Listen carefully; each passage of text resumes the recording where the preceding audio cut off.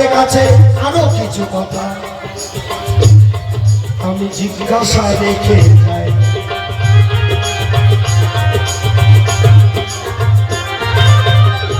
তুমি শোনো শোনো মনিরা গো, মনিরা তোমারে জানাই, তুমি যাহা বলে গেছো ভুলি নাই মনে আছে, আমি বলি এসব।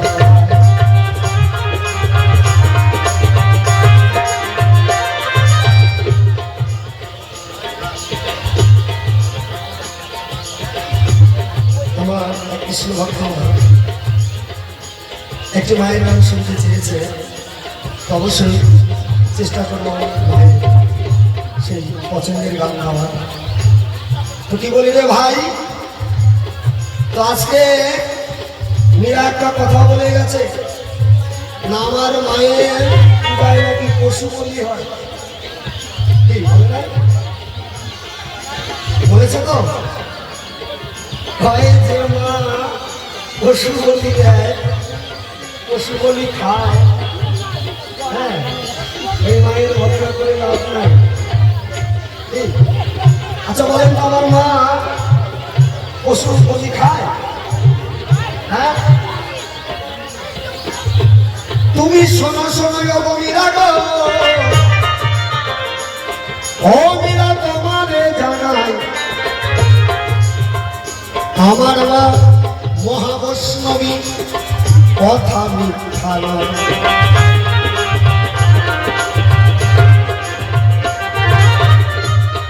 আমার বাবা যিনি 33 কোটি দেবতার দেবতা বাবা, তিনি হচ্ছেন বৈষ্ণব, বৈষ্ণবের চূড়ামণি।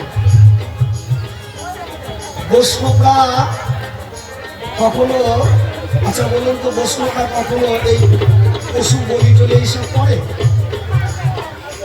আচ্ছা তাহলে বৈষ্ণবের স্ত্রী কি হয়? মহাবৈষ্ণবী। কি মহাবৈষ্ণবী না? তুমি সুন্দর কথা জিজ্ঞাসা করলে গো, আমি লজ্জায় মরে যাই, আমার মায়ের কি আর এই পশু বলি খায়, আমি বলি এসব।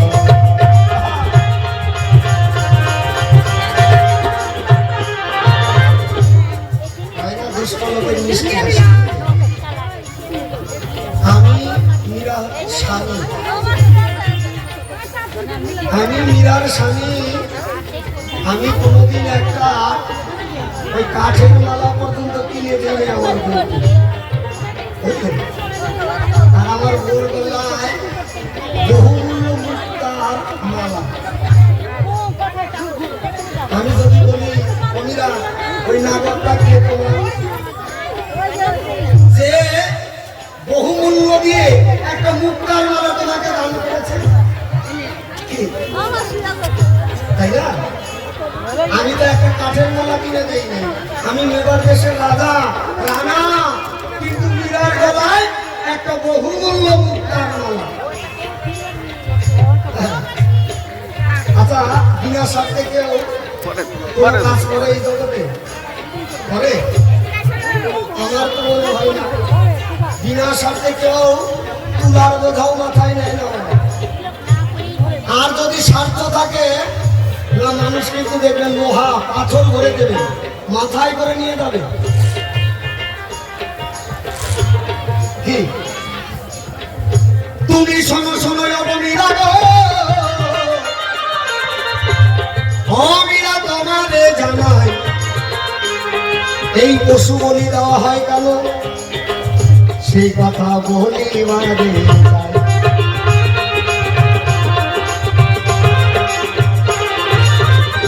তাই আমার মা তিনি হচ্ছেন মহাবৈষ্ণবী।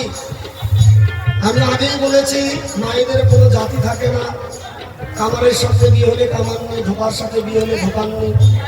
তাহলে আমার বাবা যদি বৈষ্ণব হয়, বৈষ্ণবের চূড়ামণি হয়, তাহলে আমার মনে হয় আমার মা মহাবৈষ্ণবী।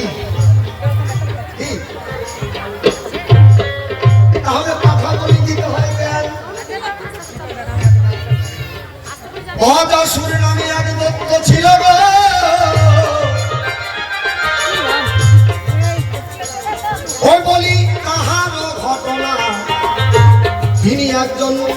পরম শিবের ভক্ত ছিল। দেখো বলিয়ে সবাই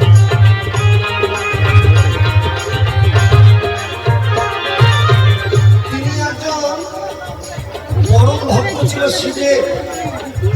কঠোর তপস্যা করে শিবকে সন্তুষ্ট করেছিলেন। শিব ভোলানাথ সন্তুষ্ট হয়ে সেই অদসুরের কাছে এসে দাঁড়ায়, বলে বলো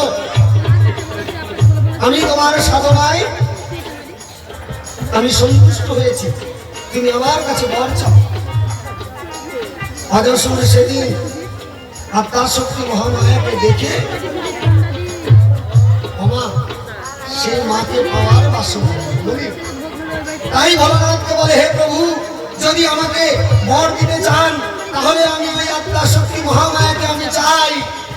একবার আত্মার শক্তি মহামায়া দিতে হরিবল হরিবল।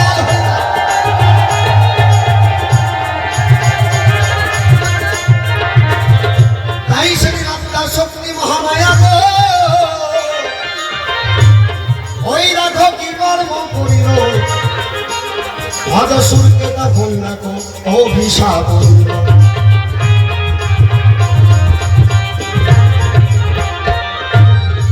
অদসুরকে অভিশাপ করলো আত্মার শক্তি মহামায়া,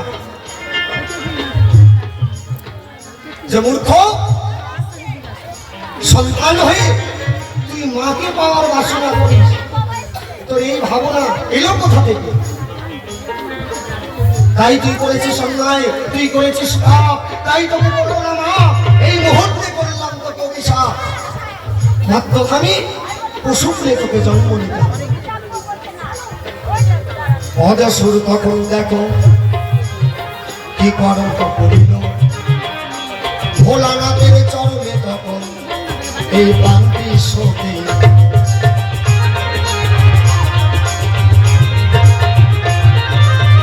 তাই কেউ যদি অন্যায় করে, যদি একবার তার নিজের ভুল বুঝতে পারে, তাহলে কি হয় না, তার আর বিচার করতে হয় না, বিচার হয়ে যায়। যখন আমার আত্মার শক্তি মহামায়া দেখলেন অদসুর আজকে বড় লজ্জিত, নিজের ভুল নিজেই বুঝতে পেরেছে, আমার স্বামীর চরণে আত্মনিবেদন করেছে, তাই সেদিন আত্মার শক্তি মহামায়ার মনে দয়া হলো। অদসুর বলল, মা এই অভিশাপ হইতে আমি মুক্তি পাবো না। তাই সেদিন আত্মার শক্তি মহামায়া বলেছিল, হ্যাঁ তুই মুক্তি পাবি। কেমন করে মুক্তি পাবো? বললো, যেদিন আমার পূজায় তোকে উৎসর্গ করে দেওয়া হবে, তোকে বলি দেওয়া হবে, সেই দিনে তুই এই পশু প্রেত থেকে উদ্ধার পাবি। একবার আত্মার শক্তি মহামায়া দিতে হরিবল হরিবল।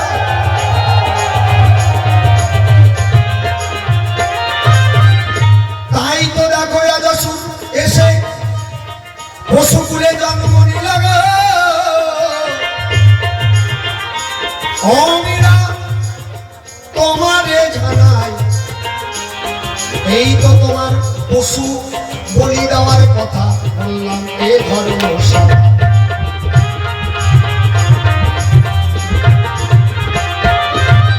এতে আমার মা ওই পশু বলি খায় না, শুধু আমার মায়ের পূজায় যে পশু বলি হয় তা নয়। আচ্ছা বলুন তো, কৃষ্ণ পূজায় পশু বলি দিতে হয় না? দিতে হয় না? হ্যাঁ, একটু অন্তর দিয়ে করেন বিবেচনা, পশু কাকে বলে? হ্যাঁ, এই যে 6 ঋতু, একাদশ ইন্দ্রিয়, মহাদেব বলেছে এগুলোও পশু। এই পশু যখন কৃষ্ণ মুখ করতে না পারবেন, কৃষ্ণ মুখে না করতে পারবেন, ততক্ষণ আপনার সাধন ভজন হবে না। মায়ের পূজায় ওই পশু বলি দিতে বলেছে, কিন্তু আমরা লোক দেখানো কি করছি না, একটা পাঠা কিনে নিয়ে এসে বলি দিচ্ছি। যারা সাধু তারাও বলি দেয়, যারা কৃষ্ণ ভজনা করে তারাও পশু বলি দেয়। পশুকে যদি বলি না দেয়, আপনি কৃষ্ণমুখী হতে পারবেন না।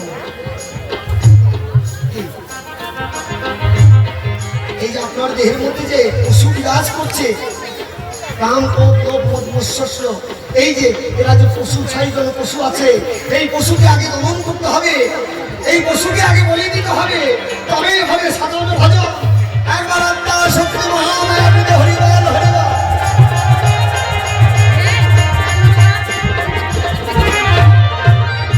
এই তো তোমার কথার জবাব গো, ওই দেখো কথাই মিটে গেল। তোমার কাছে ছোট্ট একটা জিজ্ঞাসা, আসলে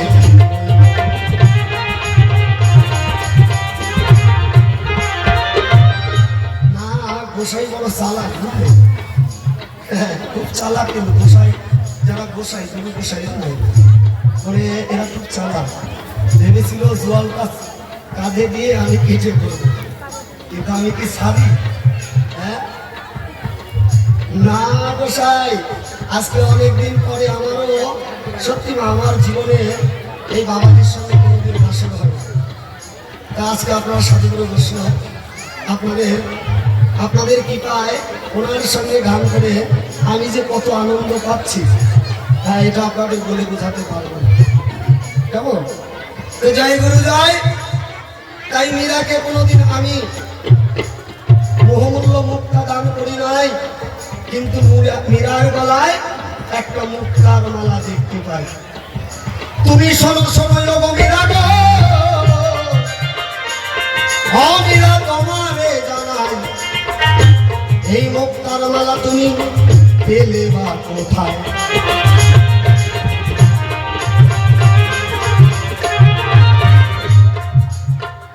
আমি জীবনে তোমাকে মুক্তার মালা দান করি নাই গো, আমি বলি এ সভায়, মুক্তার মালা তুমি পেলে কোথায়? তুমি বলবে এ সভায়।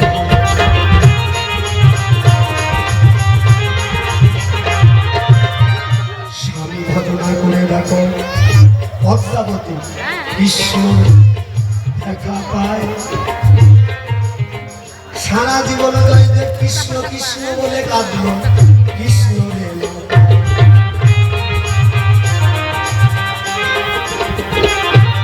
তাই বৈষ্ণব সাহিত্যে জয়দেব এবং পদ্মাবতী খুলে বলে আপনাদের চাই, জয়দেব সারা জীবন কৃষ্ণ কৃষ্ণ বলে কাঁদল। তিনি কি করলেন না, একটা গ্রন্থ রচনা করেছে গীত গোবিন্দ। তিনি গ্রন্থ লিখতে লিখতে তার হাতটা বন্ধ হয়ে গেল। ডাক দিয়ে বলে পদ্মা ঠাই পদ্মা আমাকে তেল দাও, আমি স্নান করে আসি। কেন না জয়দেব আর লিখতে পারছে, ওই যে মান ভঞ্জন পালা রাধে যখন মান করে থাকে, কৃষ্ণ কত কিনা বলে, কিন্তু সেই কথা তিনি আর লিখতে পারছেন না। কোন কথা? সরল গরল মমশির দেহি কত বলল, এই কথাটুকু লিখতে পারছেন। বলছে রাধে তুমি আর মান করে থেকো না, আমার যদি ভুল হয় তোমার চরণ দুখানা আমার মস্তকে দাও, প্রভু আর মান করে থেকো না।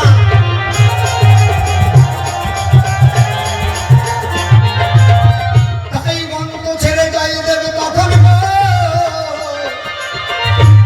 ওই দিকে স্নান করিতে যায়।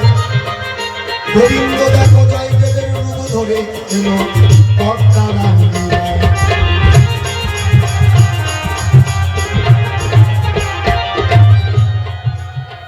জয়দেবের রূপ ধারণ করে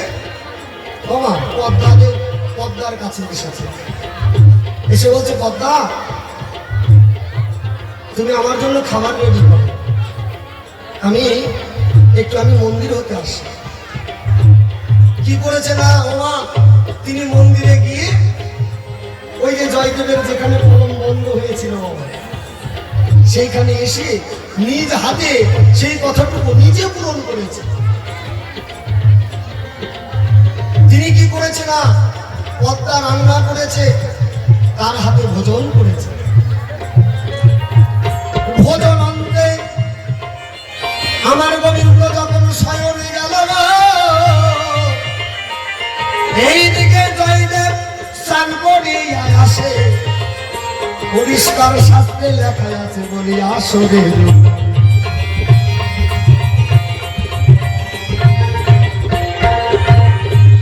পদ্মা কি করেছে না তার স্বামীকে সেবা দিয়ে বিছানা করে দিয়েছে বিশ্রামের জন্য। বলছে স্বামী তোমার তো সারাদিন পরিশ্রম হয়, তুমি বিশ্রাম করো, আমি তোমার চরণ সেবা করি। চরণ সেবা করেছে। ওমা নারী কুলে জন্ম নিয়েছ, স্বামীর মতো বান্ধব নাই এই জগতে। যদি একবার স্বামী আশীর্বাদ করে তুমি তবেই গোবিন্দকে পাবে, তাছাড়া পাবে না। সর্বশাস্ত্রে একই কথা বলেছে, নারীর একমাত্র পতি হচ্ছে পরম গুরু। তাই তো বলেছে গুরু থেকে কৃষ্ণ হবে সেই যেটি পদ্মাবতী গোবিন্দের চরণ সেবা করেছে। গোবিন্দ আমার বলছে পদ্মা আর কত সেবা করতে হবে, তুমি যাও ভজন করো। এমন সময় সেই জয়দেব এসেছে বাড়িতে, এসে বলছে পদ্মা তুমি আমাকে সেবা না দিয়ে খেতে বসেছো।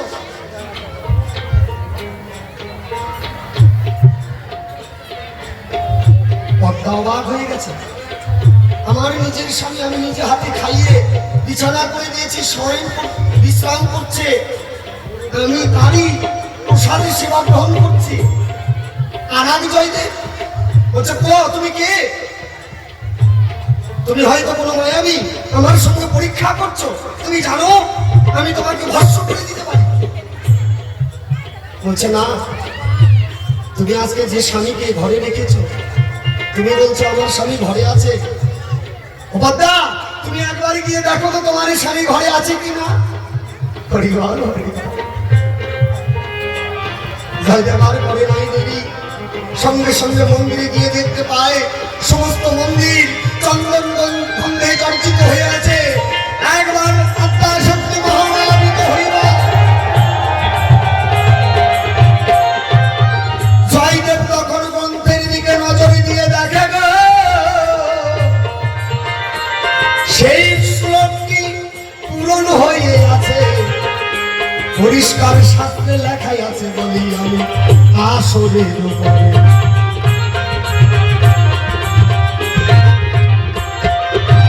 তাহলে বলুন জয়দেব সারা জীবন কৃষ্ণ নাম করল, কৃষ্ণর দেখা পেল। পদ্মা কোনদিন কৃষ্ণ নাম করে না, কৃষ্ণের দর্শন হলো, কৃষ্ণের সেবা হলো। কি বাবা, তাই সবকিছু ছেড়ে দিয়ে স্বধর্ম, একটা নারীর স্বধর্ম কি? নারীর স্বধর্ম হচ্ছে স্বামীর ধর্মকে পালন করা। ঠিক স্বধর্মে নিধন স্নেহ, পরধর্মে স্বর্গবাস খারাপ। বাবা কি তুমি সমসময় অনিরা তোমারে সুন্দর ভাবে বুঝাইবে তুমি দাঁড়াই সভা।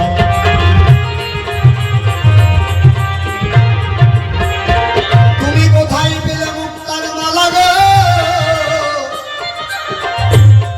অমিরাই আমি জানতে চাই, সুন্দর ভাবে বুঝাইবে দাঁড়াই সভা।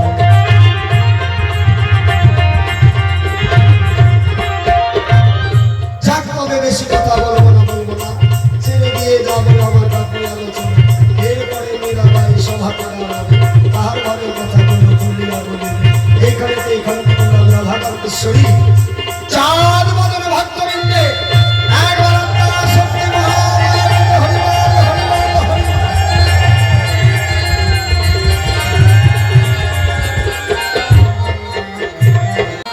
নাই হিতাহিত রে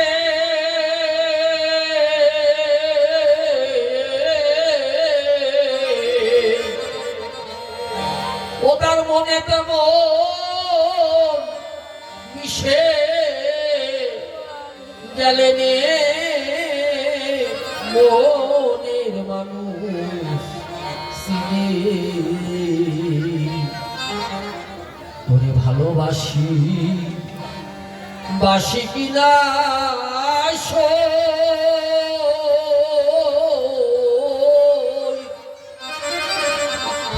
সৈনে মনের মানুষ চিনে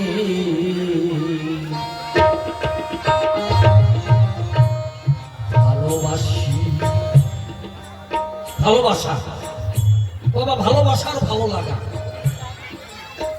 মনে রাখবেন জীবন পথ চলার জন্য আমরা বিয়া করি এই বিয়া সম্পর্ক কতক্ষণে পৃথিবীতে বেঁচে আছি যতক্ষণ যেদিন আমি মরে যাবো আমার বউ আমার ধরা দিবে আমার সাথে যাবে আমার বউ যেদিন মারা যাবে সেদিনকে আমি সাথে যাব তাহলে জীবন পথ চলার জন্য একটা সঙ্গিনী দরকার তাই আমরা বিয়ে করি জীবন পথ চলি কতদিন যতদিন এই দেহে প্রাণ আছে কিন্তু আমার প্রাণের তো মৃত্যু নাই আত্মার মৃত্যু আছে আত্মার মৃত্যু নাই এই খাসা ছেড়ে আর একটা খাসা তাহলে আমার এই প্রাণের একজন স্বামী আছে আমার এই প্রাণের স্বামীকে প্রাণের স্বামী হচ্ছে আমার প্রাণ গোবিন্দ আমার প্রাণের স্বামী কি বলবো বলো বলে নিতে হবে না আশীর্বাদ করতে দাও কত কয় টাকা দিছ 100 টাকা এই যে 100 টাকা এটা কমিটির দাম ভান্ডারে জমা রইল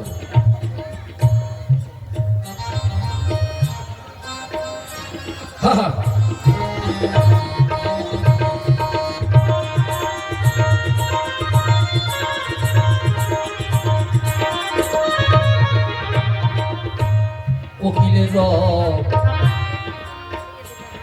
শুনতে মধু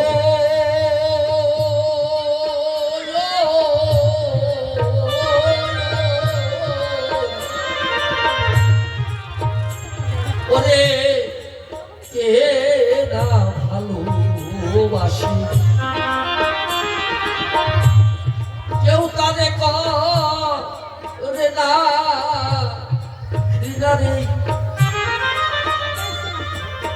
ঘৃণা কালো কালো বলে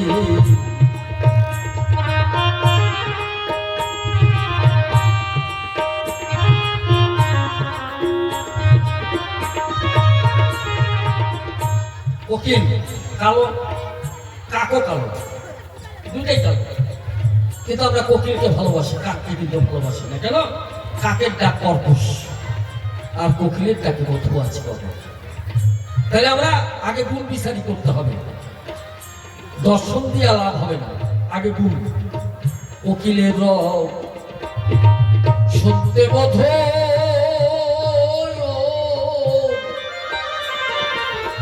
কে না ভালোবাসি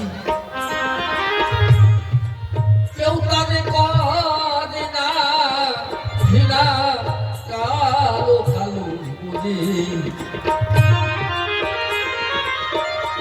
কৃষ্ণ কালো কৃষ্ণ তো কালো কেউ কে একদিন কৃষ্ণ কালো বলে আমরা বলছি আসলে কৃষ্ণ কালো না বাবা কেন আচ্ছা এই লাইটটার দিকে 10 মিনিট তাকিয়ে থেকে চতুর দিকে তাকাইলে অন্ধকার লাগবে না সব সূর্যের দিকে 1 মিনিট তাকান তাকে সব দিকে তাকান অন্ধকার লাগবে তাহলে আমার গোবিন্দের এত রূপ সেই রূপ দর্শন করে চোখ ঝলসে যায় তাই গোবিন্দকে আমি কালো দেখি তাই কৃষ্ণ কোকিলের রব শুনতে মধুর কেনা ভালোবাসে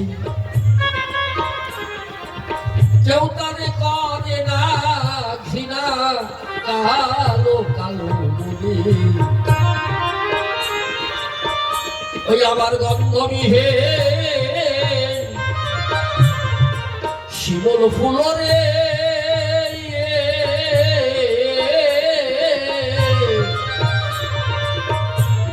গন্ধবিহীন শিমুল ফুল ওই শিমুল ফুল যতই ফুলটা থাক যত সুন্দর হয়েই ফুলটা থাক 5 পয়সার দাম নেই আছে মনে রাখবেন চাণক্য একটা কথা বলছে একটা মূর্খ লোকটি মূর্খ যে তাকে যত ধোপদরস্ত জামা কাপড় একটা বাবুর মতো জামা কাপড় পরিয়া পকেটে 10টা কলম বুঝে দেয় ওই মূর্খ লোক যখন প্রথমে একটা কথা বলবে, প্রথম ভাষাতেই ধরা পড়ে দেবে ওটা মূর্খ। বেশ বসে কোনো 5 মাসের দাম নেই। বিচার আগে বিচার করতে হবে। গানে আসছে না, আমি যা বলবো তা বিশ্বাস করে নিবেন কেন? আমি তো ভুলও বলতে পারবো, বিচার করে নিতে হবে। গোসাই কথাটা বললো ঠিক বলছে না ভুল বলছে। তাহলে বিধাতার পর লবে লেখা ধারা হয় জীবন, প্রেম প্রীতি করে না বিচার হারি মুসিবি। থাকলে বিধাতার কর লবে লেখা গো,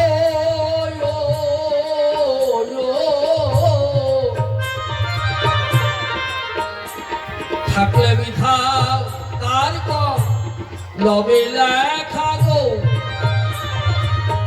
প্রণয় হয় রাজকন্যার ওরা খালে মনের মানুষ ভালোবাসি বাসি কিনা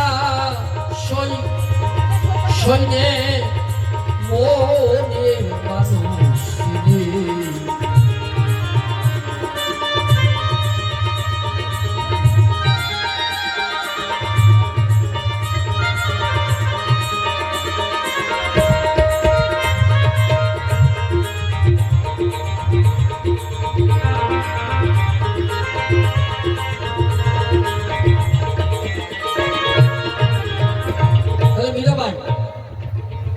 তার স্বামী তাকে একটা গিরিধারীর মন্দির করে দিয়েছিল।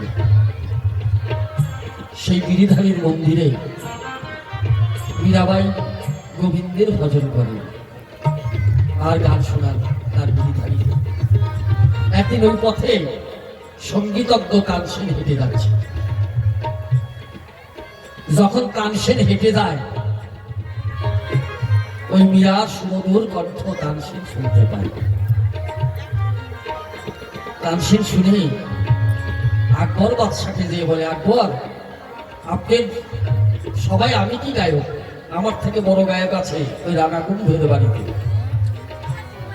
সেদিন আকবর বলেছিল তাহলে মীরাবাইকে আমার দরবারে নিয়ে আসো গান শোনানোর জন্য।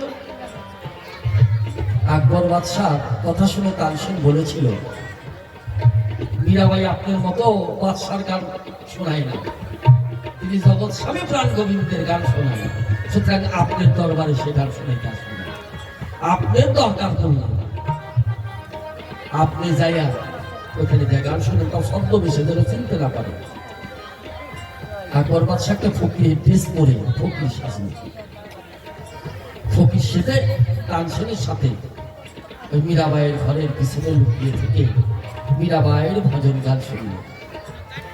আকবর বাদশাহ খুশি হয়ে একটা গজমতির মালা, বহুমূল্যবান মতির হার মীরাবাইকে দিতে গেল। মীরাবাই বলল, আমি আমার গিরিধরের কোনো প্রসাদে জিনিস ছাড়া নেই না, তোমার যদি দিতে হয় তাহলে আমার গিরিধারীর গলায় ঢুকিয়ে দাও। আকবর বাদশার মালা নিয়ে মীরাবাই গিরিধারীর গলায় ঢুকিয়ে দিলেন। গিরিধর, তুমি আমার মন প্রাণ সকল কিছু করেছো গ্রহণ।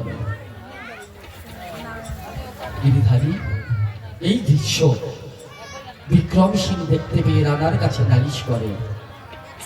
তখন মীরাবাই বলল, যে দেশে আমার গিরিধরকে ভালোবাসবে না সে দেশে আমি থাকবো না।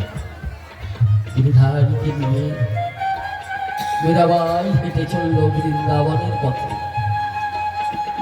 গিরিধারী, চলো আমাদের এই দেশে আমাদের ভালোবাসার লোক গায়, যে দেশে প্রেমের মাধুর্য, যে দেশে প্রেমের ঐশ্বর্য, চলো গিরিধর আমরা সেই দেশে চলে যাই।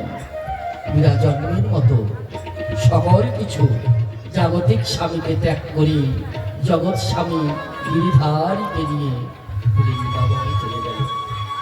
এই হলো মীরাবাইয়ের বলে বাদশার মালার কাহিনী।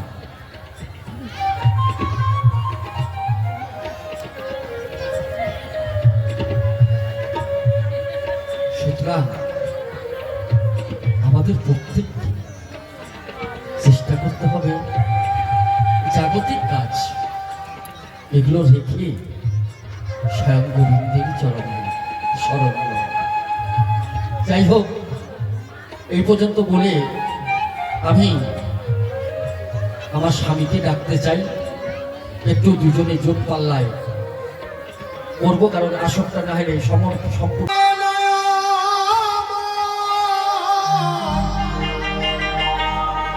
এই নিঠুর চোখে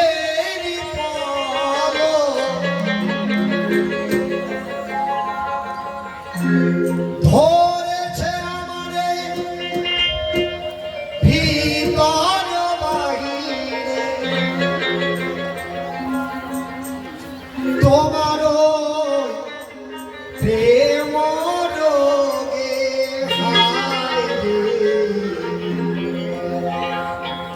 কেন এত মায়া মায়া লাগে হায় রে, কেন এত মায়া মায়া লাগে।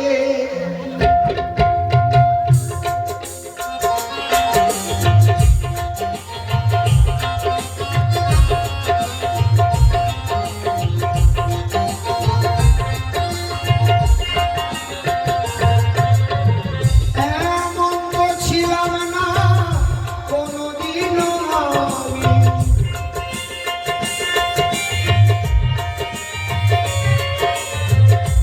এমন তো ছিলাম না কোনোদিনও আমি, তোমাকে দেখার আগে হায় রে, কেন এত মায়া মায়া লাগে হায় রে, কেন এত মায়া মায়া লাগে।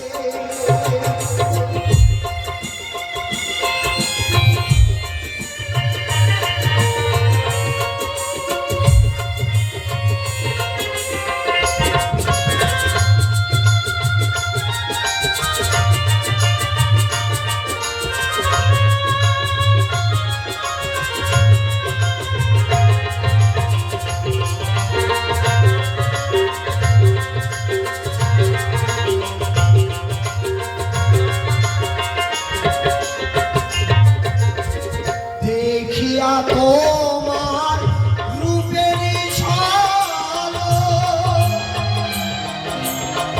পরে না আমার নিঠুর চোখের পলক,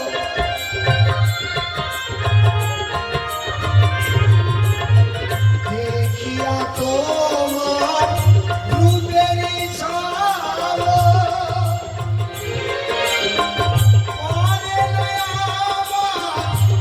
নিঠুর চোখের পলক, ধরেছে আমারে ভিতর বাহিরে,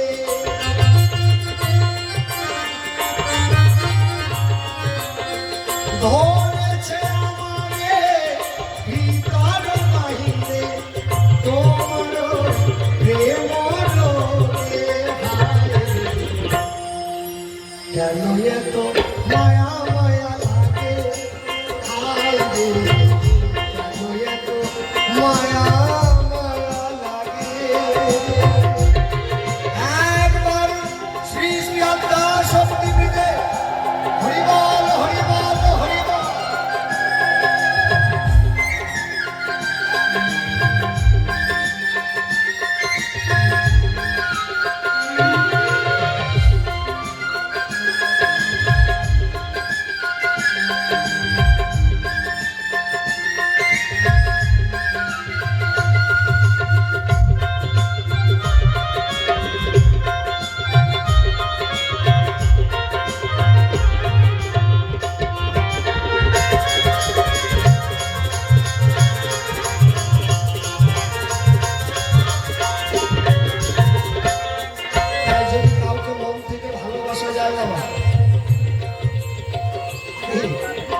তাকে কিন্তু ভোলা যায় না। তাই তো মহাজন বলেছে, যার রূপে মন মজেছি রে সই, তারে কি আর বলা যায়? 80 বছর পরে যদি একবার দেখা হয় তবু মনে হয় একবার একটু কথা বলি। কি তাই মীরা, তোমাকে বড় ভালোবেসে আমি বিয়ে করেছিলাম, তাই তুমি যাই বলো কারণ আমি তোমাকে ভুলতে পারবো না। তোমাকে সংসার করতে হবে, কৃষ্ণ নামে কেঁদে লাভ নাই। তুমি কোন কৃষ্ণের কথা বলছো? কি এক কৃষ্ণ দেখি মামির সাথে পীড়িত করে? কি এক কৃষ্ণ মামির সাথে পীড়িত করে? যে মামির সাথে পীড়িত করে তার চরিত্র ভালো? কি ছেড়ে দাও। স্বামী যে ধর্ম করে স্বামীর ধর্মে সহযোগিতা করো। এই পৃথিবীতে সংসার ধর্ম বড় ধর্ম, সংসার ধর্মের উপরে ধর্ম নাই। কি বাবা কৃষ্ণ কৃষ্ণ করে কেঁদে হ্যাঁ দুধ ভাসে কোনো লাভ নাই।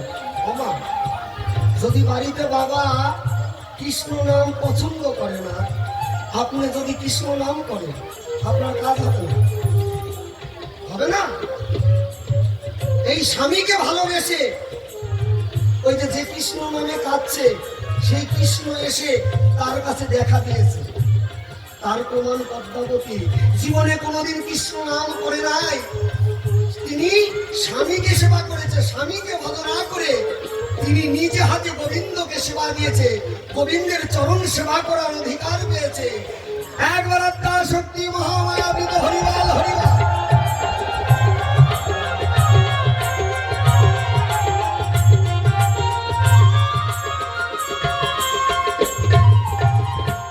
আমার আহারণীরা নয়ন মনে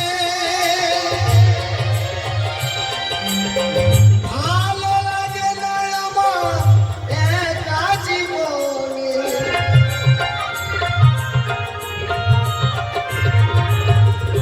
আহারণীরা নয়ন মনে ভালো লাগে না আমার একা জীবনে। এখন তো তোমাকে কাছে পাইতে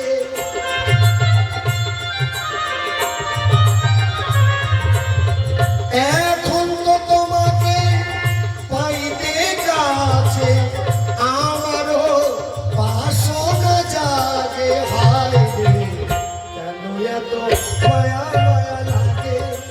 হায় রে কেন এত মায়া মায়া লাগে?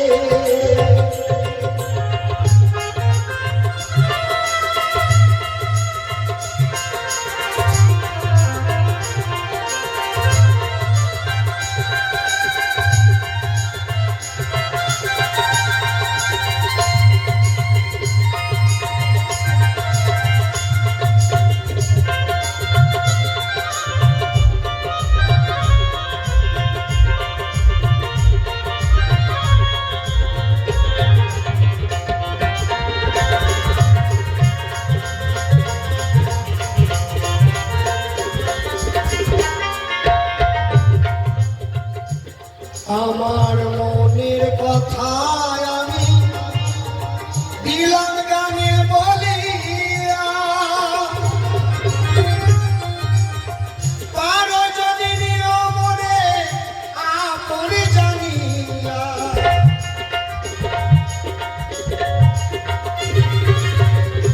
আমার মনের কথা দিলাম গানে বলিয়া,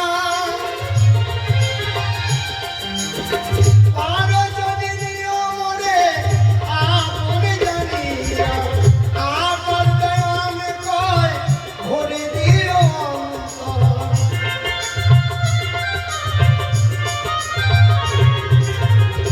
আকাশ দেওয়ান কয় ভরে দিও অন্তর।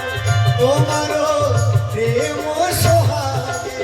হায় রে কেন এত মায়া মায়া লাগে?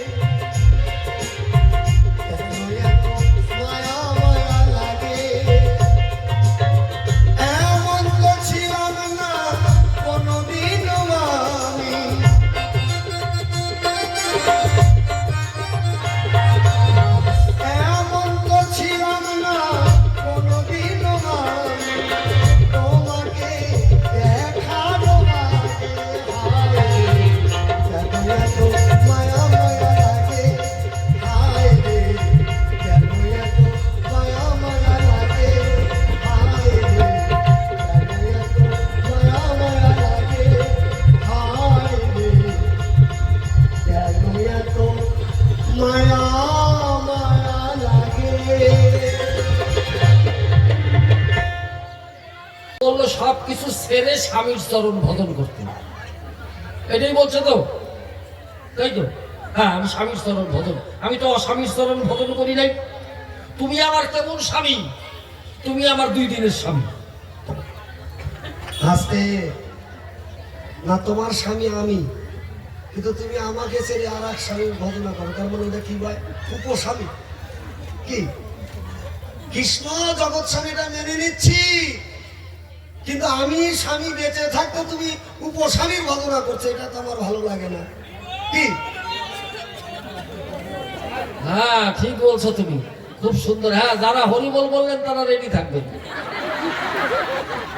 কারণ হরিবল বললো না হরিবল বললো এটা আগে জানতে হবে, কারণ 2টা কিন্তু হয়, একটা হরিবল একটা হরিবল। তো বল হবে না বল হবে এটা আগে জানতে চাই। জায়গা বেজাগায় হরিবল কইলে হবে না। মীরাবাই কইলে গেল, আর মীরাবাইয়ের স্বামী কুম্ভ বইলে গেল যে উপপতির ভজন করো। একটু ভাববেন, মীরাবাই সম্বন্ধে আগে জানবেন, তারপরে হরিবল বলবেন। মীরাবাই উপপতির ভজন করছে জীবনে? তুমি উপপতি। আপনারা যারা হরিবল বললেন তারা মীরাবাইয়ের কাহিনীটা ভালো করে পড়বেন, ওইটা কালকে আমার গলা টিপা ধরবেন যদি ভুল বলি। মীরাবাই, আমার সময় নাই তাই, মীরাবাই যখন 5 বছরের ছিল, ছাদে বাবার সাথে ঘুরতেছিল। সেই সময় ভালো করে শুনে নিয়েন, যারা হরিবল বলছেন তাদের জন্য বলি, তাদের জন্য বলতেছি। যখন মীরাবাই ওই ছাদে ঘুরতেছিল, 5 বছর তার বয়স ছিল, সেই সময়, কারণ আমি পুরানো হব না, আমার এই গানে আনলেও আমি আনবো, আসবো না আসলেও আসবো, কারণ শিষ্য বাড়ি যেহেতু আছে, 2-4-10 ঘর যখন শিষ্য আছে, গান গাইতে যেদিন না পারবো, দাঁত পইরা যাবে, সেদিনও আমার আসতে হবে। কিন্তু তার জন্য আমার না আসা হবে না, স্বপন না আসতে পারে। সুতরাং আমি যেটা করবো এখানে খুঁটির মতো, পরে যদি আমার কেউ প্রশ্ন করতে না পারে। উপপতি আমার এই রানা কুম্ভ, উপপতি আমার নাই। খালি হরিবল কইলে হবে না, জায়গা বুঝে হরিবল কইতে হবে। কেন? 5 বছর বয়স যখন ছিল, মীরাবাইয়ের তখন ছাদে ঘুরতেছিল বাবার সাথে। ওই সময় একটা বিয়ার বউ নিয়ে একটা স্বামী যাচ্ছিল বাজনা বাজাইতে বাজাইতে। মীরাবাই তখন তো বুঝে না, 5 বছরের বাচ্চা, বাবা এটা কি যায়? বলে ওই যে ছেলেটা ওই মেয়েটাকে বিয়ে করছে, স্বামী স্ত্রী যায়। বলে তাহলে আমিও বিয়ে করবো, আমাকে স্বামী আইনে দাও। তো 5 বছরের বাচ্চাকে কি করে বোঝাবে? তখন বাজার থেকে একটা গিরিধারী কৃষ্ণের মূর্তি, সেই কৃষ্ণের মূর্তি এই না মীরাবাইকে দিয়েছিল। মীরাবাই জীবনের প্রথম দেহ, মন, প্রাণ সকল কিছুই কৃষ্ণকে দান করেছিল। কৃষ্ণকে স্বামী রূপে বরণ করে নিয়েছিল, যে তুমি আমার স্বামী আর কেউ না।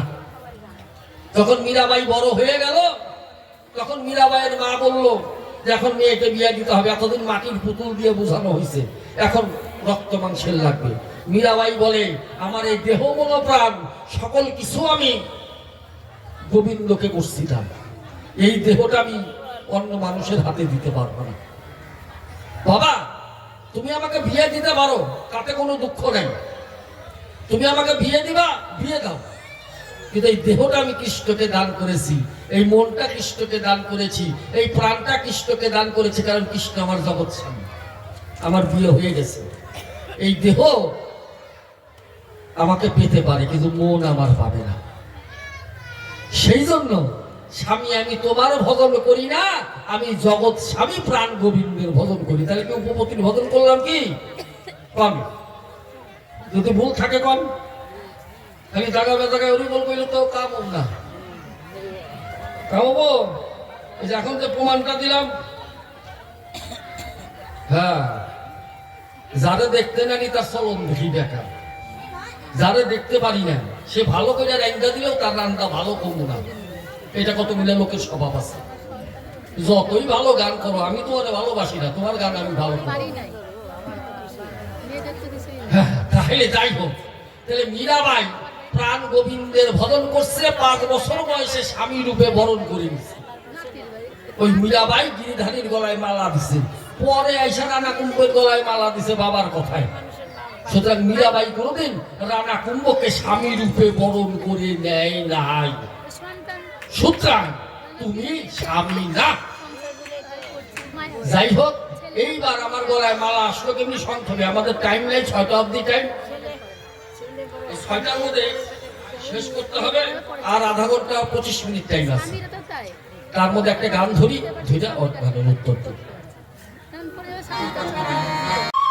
যেন প্রেম বন্যায় ভেসে যায় চিরকাঙাল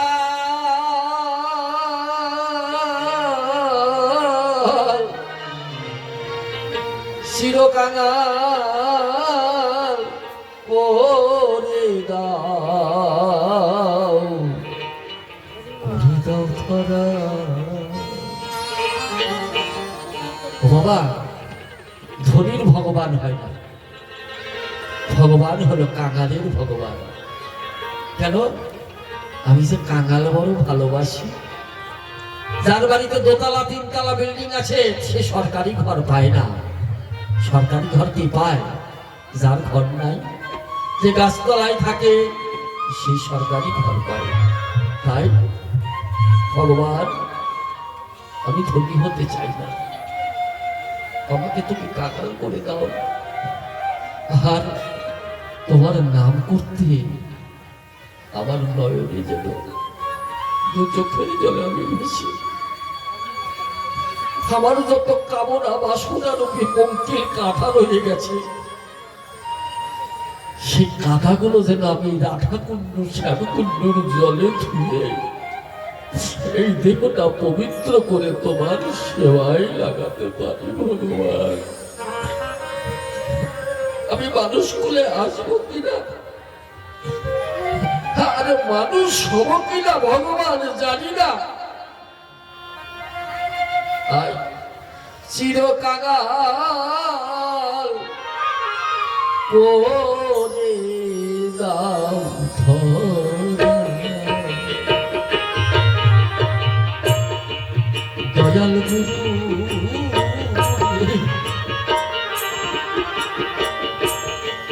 চিরকাঙাল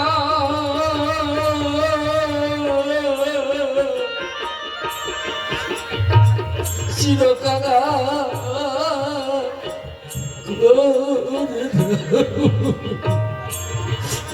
দাও ধরা।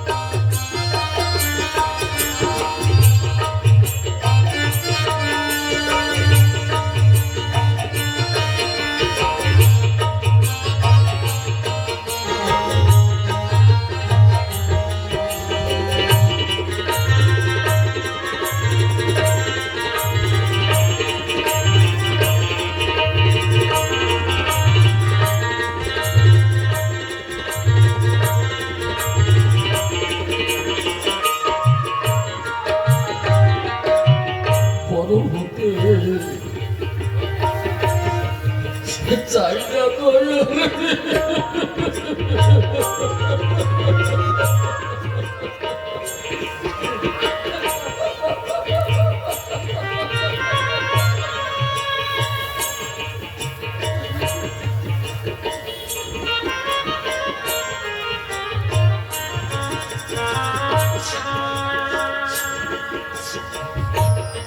আমি চাই না কুলবান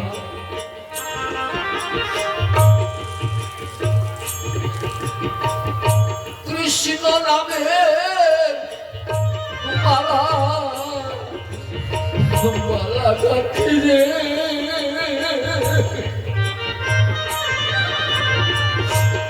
ওরে হয়ে এখন এই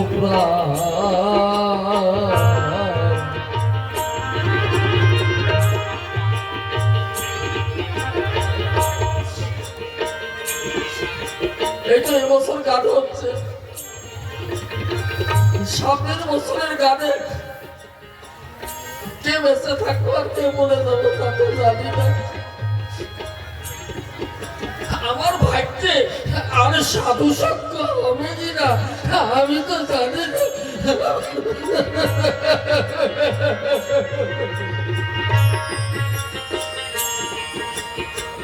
গোবিন্দ দুর্যোধনের ঘরে যে বন্ডা মিঠাই খেতে পারত, খাইনি।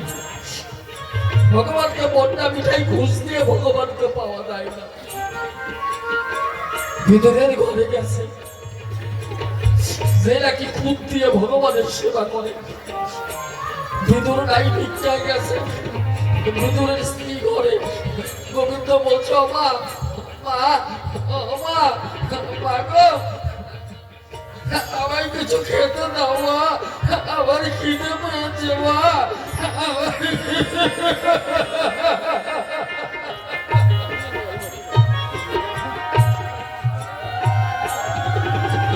গোবিন্দ ভিক্ষা চাইতে এসেছে খেতে দাও বলে।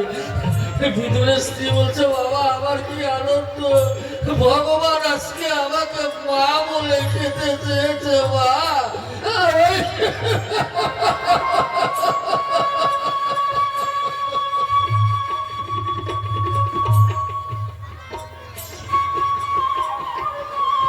ভিতরের স্ত্রী ঘরে যে দেখি কিছু নাই, এক কাঁদি কলা আছে,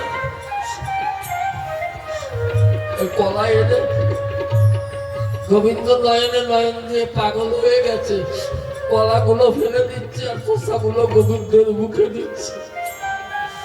আমার গোবিন্দ সেই কলার শোষা মহানন্দে সেবা করছে বাবা। এটাই হলো গোবিন্দ, এটাই হলো প্রকৃত পাবন দয়া। গোবিন্দের মতো আর দয়াল কি আছে বাবা? ও মা ও বাবা, সারা জীবন তো কত ঘর সংসারের কাজ করলাম, একদিন মনে প্রাণে গোবিন্দ চরণ স্মরণ করলাম না। আমার মনে বাসনা আমি যেন জন্ম জন্মান্তরে গোবিন্দের চরণের দাস হয়ে জন্মাতে পারি। আর কি বাসনা হবে যদি পাঠাও দয়াল রে,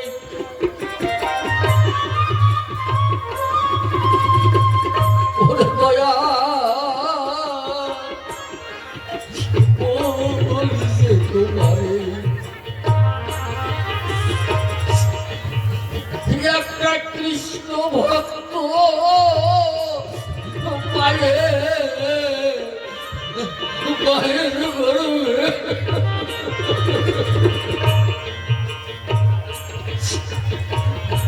জন্ম দিও।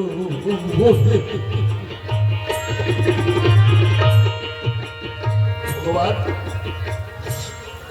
আমি এমন কোনো কাজ করি নাই যে মানুষ করে জন্মাবো, জানি না আমি মানুষ হবো না কুকুর বিড়াল হবো জানি না। যদি মানুষ করে জন্ম দাও তবে একটা কৃষ্ণ ভক্ত মায়ের গর্ভে জন্ম দিই। কেন? আমার মা হলো আমার প্রথম গুরু, আমার মা আমার প্রথম গুরু। আমার মা আমার বাবাকে আমি চিন্তা করি, আমার মা চিনিয়েছে এই লোকটা বাবা, আমি চিনিয়েছি। আমি প্রথম ভাষা শিখেছি আমার মার কাছে। জানো বাবা, আমি কালীপদ গোস্বামীকে বলছি, আমার মা আজকে 4 বছর হলো চলে গেছে। করোনা রোগের সময় আমার মা মারা গেছে। আমার মার করোনা হয়নি, আমার মা একটু অসুস্থ হয়ে মারা গেছে, কিন্তু কোনো পাড়ার কোনো লোক আমার মাকে সৎকার করতে আসে।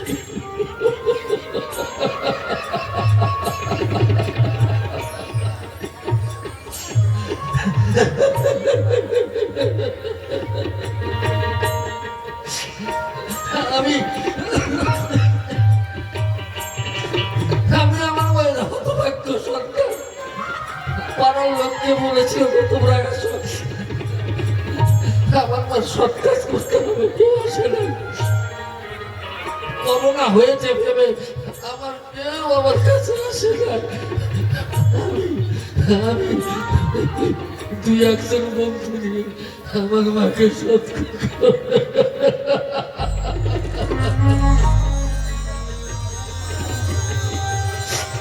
আমার মতো কোরআন কাজ ছেড়ে যেন কারো করে আমার মার সব কাজটুকু ভালোভাবে করতে পারি নাই, কোনো মানুষ আসে নাই, সবাই ভাবছে আমার মার করোনা হয়েছে, আমার মার করোনা হয় নাই।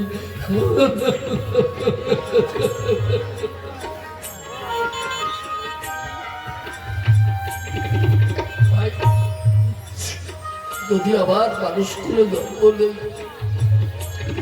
যেন কৃষ্ণ ভক্ত মায়ের গর্ভে জন্ম নিতে পারি, আমার মার মুখে কৃষ্ণ নাম শুনে যেন আমার এই মানব জীবন ধন্য করতে পারি। নিতাই গৌর হরিবল হরিবল হরিবল।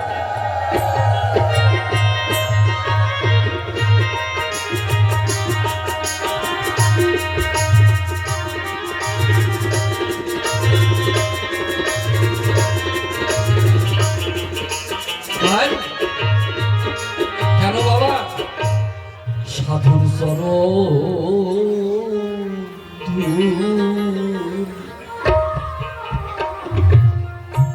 হিয়া গেলার অঙ্গে মাখো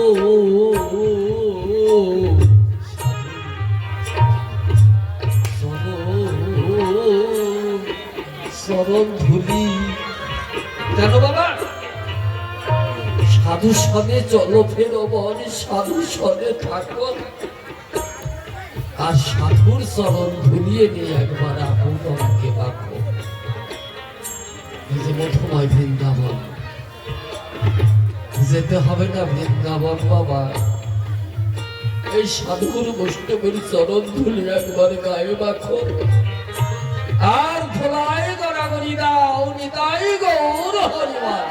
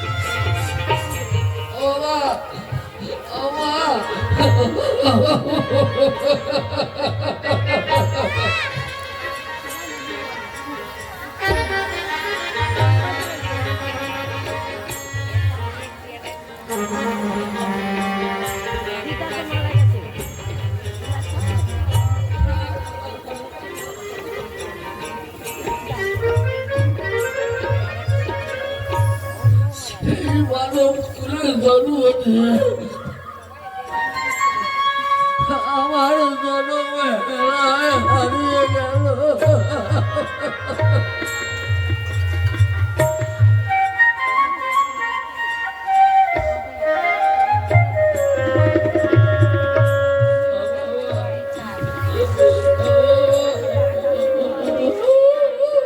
Ha ha ha ha!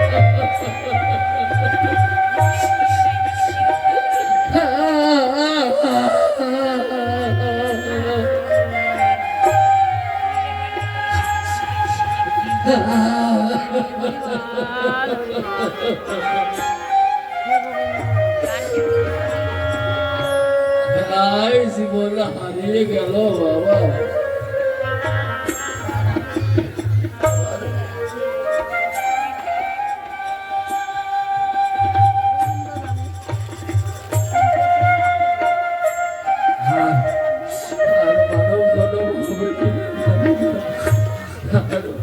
আর মানব জনম হবে কি?